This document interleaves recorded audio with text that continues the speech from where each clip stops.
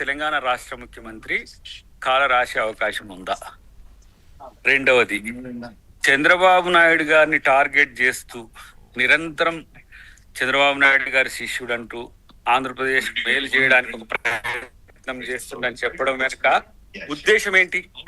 అంటే ఏంటి? పదే పదే ఆంధ్ర తెలంగాణ సెంటిమెంట్ వాళ్ళు బతకాలని ఒక కోరుకునే తపన తప్పితే దీంట్లో ఏమైనా ఉందా? నేను ఒక మాట చెప్తున్నా రిషిభాయ్, ఒక ఆధారాలు లేని ఆరోపణలు చేస్తుంది ఇప్పుడు హరీష్ రావా లేకపోతే ఎవరు?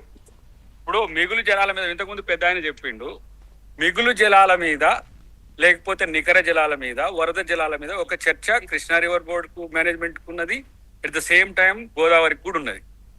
ఇప్పుడు రేవంత్ రెడ్డి గారు నిర్ణయాలు తీసుకుంటున్నది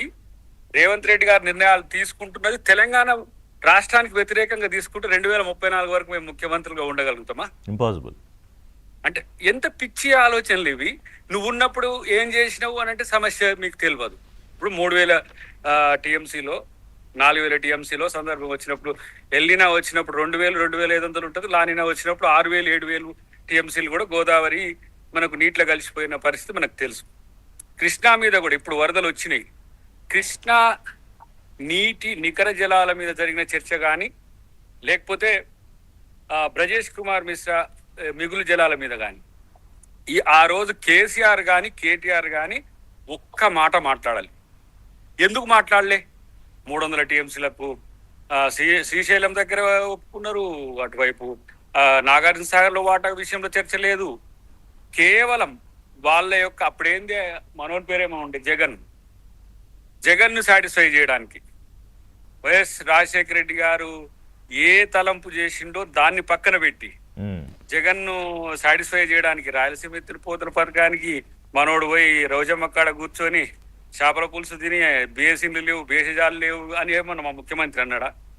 తెలంగాణ ప్రయోజనాల కోసం ఎవరినైనా ఎదిరిస్తా. శ్రీశైలానికి అప్పుడు నీళ్లు కూడా ఇవ్వాలన్నారు కదా కేసీఆర్. ఇవ్వాలి. ఇప్పుడు పోతిరెడ్డి రెగ్యులేటరే కాదు, దాదాపు ఎట్ ఏ టైం 9 టీఎంసీలు పోయే వ్యవస్థ కూడా ఆంధ్రప్రదేశ్ ఏర్పాటు చేసుకున్నది.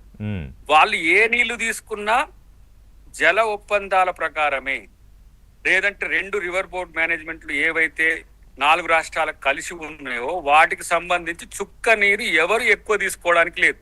కానీ కాదు కాదు ట్రిబ్యునల్ తీర్పులు ఉల్లంఘిస్తున్నారని, లేకపోతే నీటి లభ్యత దీనికి సంబంధించి కూడా మీరు 7 ప్రాజెక్టులు దేవాదుల, చౌటుపల్లి హనుమంతరెడ్డి, మోడిగుంట, ముక్తేశ్వరం, సీతారామ, సమ్మక్క సారక్క, కాళేశ్వరం ఎత్తిపోతల్లో 1 టీఎంసీ ఎక్స్ట్రా వీటి మీద జిఆర్ఎంబీలో ఎజెండా పెట్టారు, దాన్ని మీరు అసలు పట్టించుకోలేదు అని. సిఆర్ఎంబి ఎజెండాలో పెడితే మేము పార్టిసిపేట్ చేయమని చెప్పినాం, డిసెంట్ ఇచ్చినాం రిటర్న్ గా తెలంగాణ ప్రయోజనాలకు కేంద్ర ప్రభుత్వం చంద్రబాబు నాయుడు గారు ఎన్డీఏలో ఉన్నారు కాబట్టి మీరు వారి ఫేవర్ చేస్తే మేము ఎందుకు పార్టిసిపేట్ చేయాలి సార్ అని చెప్పి డిసెంట్ ఇచ్చిండు ముఖ్యమంత్రి గారు. ఉత్తమ్ కుమార్ రెడ్డి గారు ఒక లేఖ కూడా రాసిండ్రు వారికి. అక్కడ వీళ్ళు ఏం చేయాలి విపక్ష నాయకులుగా? అప్పుడు బీజేపీని కౌంటర్ చేయాలి. మీరు బీజేపీ ప్రభుత్వం, ఎన్డీఏ ప్రభుత్వము మా ప్రయోజనాలు మీరు నెరవేర్చకుండా ఎట్లా మాకు నష్టం చేస్తారని చెప్పేసి మోదీ గారికో లేకపోతే ఆయన మంత్రి గారికో లేఖ రాయాలి. అది పక్కన పెట్టి రేవంత్ రెడ్డి గారు తప్పు చేస్తారు, వీళ్ళు పొద్దుగా లేస్తే రేవంత్ రెడ్డి గారు విమర్శించడం తప్పితే ఇంకొకటి తెలియదు. ఇవాళ మేము పూర్తి స్థాయిలో 2 నదుల మీద కట్టిన ప్రాజెక్టులకు స్థిరీకరణ ఎట్లా, కట్టాలనుకుంటున్న వాటికి ఎట్లా, రేపు 9 హెక్టర్లు రీస్టోర్ చేస్తే ఏ విధంగా చేయాల్సి వస్తుంది, లేకపోతే నంది మైలారం ఎత్తిపోతల విషయంలో మహారాష్ట్ర అభ్యంతరాలు ఏముంటాయి, కింది రాష్ట్రంగా ఆంధ్రప్రదేశ్ అభ్యంతరాలు, ఎందుకంటే రైపేరియన్ రైట్స్ ఉంటాయి కింది రాష్ట్రాలకు, ఊరికనే పైన ఉన్న వాళ్ళని వాడుకుంటాం అంటే కూడా కాదు. అలాంటి పరిస్థితుల్లో నీటి శాఖ మంత్రిగా హరీష్ రావు అప్పుడు పనిచేసిండు, మన కేసీఆర్ గారు కూడా చేసిండ్రు. కేసీఆర్ గారు మౌనంగా ముని ఇప్పుడు ఆయన ఏదైనా మాట్లాడితే ఈయన మాట్లాడాలి. ఏం మాట్లాడిండు? మేము మీ ప్రయత్నం ఏముందో చెప్పండి విపక్షంగా. మీరు ఎన్డీఏ ప్రభుత్వంలో భాగస్వామ్యమో లేకపోతే ఇండియా కూటమిలో భాగస్వామ్యం కారు. న్యూట్రలిస్ట్ మీకేం సమస్య కేంద్ర ప్రభుత్వాన్ని ప్రశ్నించడానికి? మరి కేంద్ర ప్రభుత్వం మీరు రేవంత్ రెడ్డి గారు చేసి ఎందుకు చేస్తున్నారు అని మోడీ గారిని ప్రశ్న ఎందుకు లేదు మీకు? చంద్రబాబు నాయుడు గారి పేరు ఎందుకు తెస్తున్నారు? చంద్రబాబు నాయుడు ద్వారా మేమేదో ఆంధ్రప్రదేశ్ కు కాంగ్రెస్ ప్రభుత్వం మేలు చేస్తుందని ఇంకొక ఆరోపణ కూడా చేశారు. ఇంకో ఆరోపణ ఏంటంటే ఏపీ మూలాలున్న అధికారులు ఇక్కడ ముఖ్యమైన పొజిషన్స్లో ఉంటారు, నీటిపారుదల శాఖ సెక్రటరీలు లేకపోతే ఇంకొక సలహాదారులు. సో వాళ్ళు చెప్పినట్టుగా ఆంధ్రప్రదేశ్ ప్రయోజనాల కోసం తెలంగాణ ప్రభుత్వం, తెలంగాణ ముఖ్యమంత్రి పనిచేస్తోంది అని. ఏపీ మూలాలున్న చంద్రశేఖరరావు గారే తెలంగాణ మూవ్మెంట్ చేస్తే ఉన్నోళ్ళం. వారి పూర్వీకులంతా బొబ్బిలని అందరు చెప్పిండ్రు, ఎక్కడి నుంచో బీహార్ నుంచి వచ్చిందని. అధికారుల విషయంలో ఇప్పుడు ఆంధ్రప్రదేశ్ వాళ్ళే తెలంగాణలో, అదే తెలంగాణ వాళ్ళే తెలంగాణ ఉంటే మాకు లేరు క్యాడర్. మరి మీ అప్పుడు కూడా ఉన్నాడుగా ఆఫీసర్, ఆయన కూడా క్రూషియల్ ఫోకల్ పాయింట్లోనే ఉన్నాడు కదా అప్పుడు కూడా. ఇప్పుడు మీరు ఆరోపిస్తున్న ఎవరైతే అధికారి ఉన్నాడో, అధికారి ఉంటే నాయకుడు అధికారి మాట విని తెలంగాణ ప్రయోజనాలకు చెడు చేస్తాడా? మీలాగా ఎందుకు మీకు బేసిజాలు లేవని చెప్పి కృష్ణానే క్రైసిస్, గోదావరి కాదు వాస్తవానికి. ఎందుకు? మనకు పక్క రాష్ట్రం కర్ణాటకతో ఉంది, కింది రాష్ట్రమైన మన సోదరులైన ఆంధ్రప్రదేశ్తో ఉన్నది. జలజగడాలతో ప్రభుత్వాలు కాదు ప్రజలు సమస్యలు వస్తాయనే ఉద్దేశంతో ముఖ్యమంత్రి గారు ఉన్నారు. జలజగడాలు లేవు, ఏం లేవు, నేను ముఖ్యమంత్రి అయినప్పుడు ఆంధ్రాకు రాసిస్తున్నా అన్నట్టు ఆయన అంటే కూడా, ఒరే నాయన ఇచ్చేటప్పుడు ఇద్దు కానీ ఫస్ట్ నీకున్న రైట్స్ ను వినియోగించుకోమని ఆ రోజు చెప్పిన వాళ్ళం మేము. ఈ రోజు కూడా మీరేమైనా సూచనలు చేసి చేయాలి కానీ ఆయన ఏదో ఆంధ్రప్రదేశ్కు మేలు చేయబోతున్నాడు, రేవంత్ రెడ్డి గారు ఇట్లా మూలాలు, ఆ మూలాలు, ఈ మూలాలు అని చెప్పి ఒక ప్రయత్నాలు చేస్తున్నారు కదా. దీనికి శాస్త్రీయత ఏమున్నది చెప్పండి?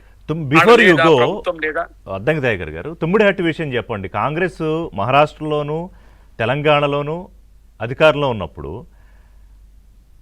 ప్రాజెక్ట్ తుమ్మిడిహట్టి విషయంలో అనుమతులు ఎందుకు తీసుకురాలేకపోయారు? కేసీఆర్ అనుమతులు తీసుకొచ్చారు. అంటే తెలంగాణ అంటే అప్పుడు ఉమ్మడి ఆంధ్రప్రదేశ్ ఉన్నప్పుడు, కేంద్రంలోను ఆంధ్రప్రదేశ్లోను మహారాష్ట్రలోను. మా నాయకుడు కదా బతిమాలి, గడ్డం పట్టుకుని బతిమాలుకుని ఆ 148 మీటర్ల కన్నా ఎత్తు ఖరారు చేసుకొచ్చాడు అనేది. మీరేం చేశారు? కమిషన్లు తీసేసుకున్నారు. నిన్న హరీష్ రావు లెక్కలు కూడా చెప్తున్నాడు, ఎంత 3,000 కోట్లు ఎంతో మొబిలైజేషన్ అడ్వాన్సులు తీసుకుని అందరూ పంచుకున్నారు అని. దానికి ఏంటి మరి? ఒకవైపు ముఖ్యమంత్రి తుమ్మిడిహట్టు కోసం ప్రయత్నం చేస్తున్నప్పుడు ఆయన ఈ విమర్శలు చేస్తున్నాడు. 6,000 కోట్ల రూపాయల పనులు జరిగినాయి, టన్నెల్స్ అయినాయి, నంది మైలారం ఎత్తిపోతలు జరిగింది, ఎల్లంపల్లి ప్రాజెక్ట్ అయింది, ఇదే Mallanna Sagar project 10 TMC, Kondapochamma 5 TMC, అదే రంగనాయకమ్మ 5 TMC. ఎత్తిపోతల పథకానికి సహజంగా ఏ విధంగా ఉండాలనో దాని పేరు ప్రాణహిత చేవెళ్ళ అంబేద్కర్ సుజల సెవంతి ఆ పథకం పేరు. దాని రీడిజైన్ పేరు మీద మీరు కిందికి వచ్చి తిప్పిపోతలని పెట్టి ఎత్తిపోతలను ఇలా అక్కడ ఒక్క నందిమైలారం ఎత్తిపోతల తుమ్మిడిహెట్టిని 148 అయినా 148 అయితే మనం నందిమైలారం హెడ్ ను పెంచుకోవాలి. 152 అయితే ఈజీ. ఒక సంతోషం అక్కడ ముఖ్యమంత్రులు ఒప్పుకుంటే 156 వస్తే కనుక ఇక పండుగ నీకు గ్రావిటీతో వస్తుంది ఎల్లంపల్లికి. నిన్న తెలంగాణ ప్రభుత్వం ఇచ్చిన ఆప్షన్ ఏంటంటే అట్లీస్ట్ 150 కన్నా ఒప్పుకోండి అని. నేనేమంటున్నా అంటే 150కి వస్తే ఏంటంటే మనకు లిఫ్టింగ్ కాస్ట్ తగ్గుతుంది. ఒక్క నందిమైలారం మనం తెచ్చిపోసుకుంటే ఎల్లంపల్లి నుంచి సేమ్ మళ్ళీ ఇదే ప్రాజెక్టులకు ఇవ్వచ్చు. ఇంత స్థిరీకరణతో ఉండదు. నాకు తెలిసి 50 TMCలు మల్లన సాగర్, 50 TMCలు మల్లన సాగర్ లో పోస్తే అక్కడ ఏం జరుగుతుందో లేదని అక్కడ సైంటిస్టులే చెప్పిన పరిస్థితి. మనోడు 50 ప్రాజెక్ట్ రేంజ్ ని పెంచడానికి, భూగర్భ జలాలు పెంచడానికి అని ఎవరో తిక్కల సన్నాసి గడిచిన సలహాలన్నీ తీసుకొని 10 TMC 15 TMC. ఒక ఎగ్జాంపుల్ చెప్తా. మీరు మన ఏబిఎన్ వాళ్ళను కొండపోచమ్మకు తీసుకుపోండి. అది 15 TMCలతోని దాన్ని ప్లాన్ చేసిండు. 5 TMC డెడ్ స్టోరేజ్, ఒక్క TMC పెట్టి మొత్తం అక్కడి నుంచి అటు ఇటు నడిపించే ప్రయత్నం వచ్చింది. ఎందుకు? 10 TMC పెట్టిన, 15 కూడా 10 TMC పెట్టినా భూమి కిందికి పోయి భూమికి ప్రాజెక్టుకు మధ్యన గ్యాప్ వచ్చి మొత్తం అదే కొట్టుకుపోయే పరిస్థితి ఉన్నది. అంటే సైంటిఫిక్ పద్ధతిని వదిలేసి మొబిలైజేషన్ అడ్వాన్స్ల కొరకు, ఎర్త్ వర్క్ కొరకు, ప్రాజెక్ట్ కంప్లీట్ కాకపోయినా పైసలు రావాలనో కాంట్రాక్టర్ల కోసం ప్రాజెక్టులు కడితే కాళేశ్వరం అయింది. సో ఇప్పుడు ఛాలెంజ్ ఏంటంటే మీకు ఆ తుమ్మిడిహెట్ని ఎట్లయినా ఒప్పించి కనీసం 150 మీటర్ల కన్నా ఒప్పించి మొదలు పెట్టాల్సిన ఛాలెంజ్ ఉంది వాళ్ళు మీ ప్రభుత్వం ముందు. డెఫినెట్లీ మేము ఆంధ్రప్రదేశ్ కూడా ఒప్పిస్తాం. ఆంధ్రప్రదేశ్ ముఖ్యమంత్రితో కూడా మాట్లాడతాం. కేంద్ర ప్రభుత్వంలో ఇప్పుడు apex council one apex council is there, right? 2 river బోర్డులే ఉన్నాయి, రెండిట్లలో మాట్లాడతాం. అపెక్స్ కౌన్సిల్ లో అక్కడ ప్రధానమంత్రి గారు కూడా హెడ్ చేసేది, లేదంటే కేంద్ర జలశక్తి మండలి జలశక్తి మంత్రి గారు ఉంటారు. మేము అందరినీ కన్విన్స్ చేసి జలజగడాలు లేకుండా ప్రాజెక్టులు కట్టాలని మేము అనుకుంటే తెలంగాణ ప్రభుత్వంతో జగడం పెట్టుకొని ఆంధ్రప్రదేశ్ ని వైరుధ్యం చేసి పడేసి రాజకీయ లబ్ధిలో భారత రాష్ట్ర సమితి, అది తెలంగాణ రాష్ట్ర సమితి కాదు. ఇప్పుడు ఆ తెలంగాణ రాష్ట్ర సేన అని అలా కూతురు పెట్టుకున్నది. అవును. వీళ్ళేదో తెలంగాణకు మేము బ్రాండ్ అంబాసిడర్ మేము అంటట్టు భారత రాష్ట్ర సమితిని పెట్టుకొని మీరు తెలంగాణ నుంచి పారిపోయిండ్రు మీరు. కాబట్టి మిమ్మల్ని ప్రజలు నమ్మట్లేరు చేయబట్టి అదో ఏదో రగల్చాలే, మంటలు వేయాలి, అది మీ ఎక్స్పైరీ డేట్ అయిపోయిందని ముఖ్యమంత్రి గారు ఎప్పుడో చెప్పిండు. ఇంకా కుట్రలు చేస్తా అంటే ఆంధ్ర వాళ్ళు సిద్ధంగా లేరు, తెలంగాణ